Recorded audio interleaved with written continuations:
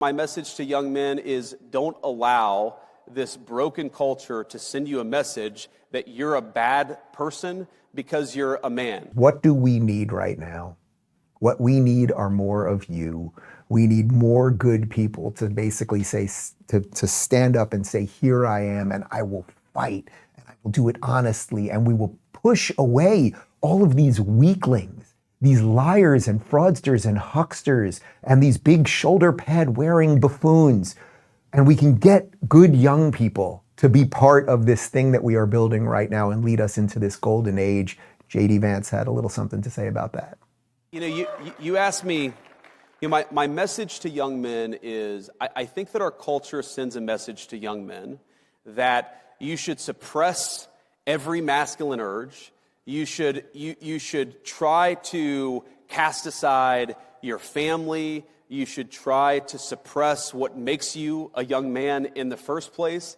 And I think that my message to young men is don't allow this broken culture to send you a message that you're a bad person because you're a man, because you like to tell a joke, because you like to have a beer with your friends, or because you're competitive. It's...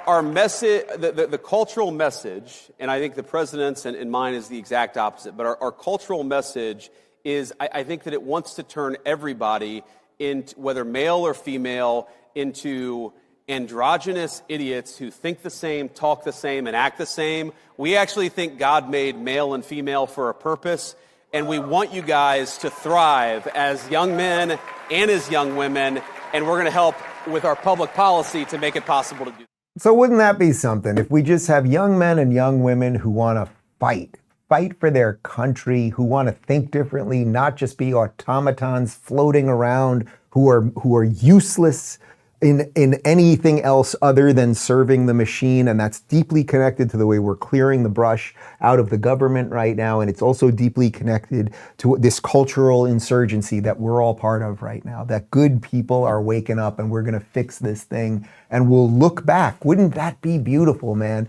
If we look back in that 10 years from now, when we're doing the postmortem on this whole thing and we see, yeah, there were a whole bunch of bad guys and why they did this, we don't know. And okay, fine. That's how it was. But then we were like, but enough good guys all came together and we stood up for the right thing. We saved the freaking country. Oh, and by the way, we saved ourselves at the exact same time. That, ladies and gentlemen, would be pretty freaking cool.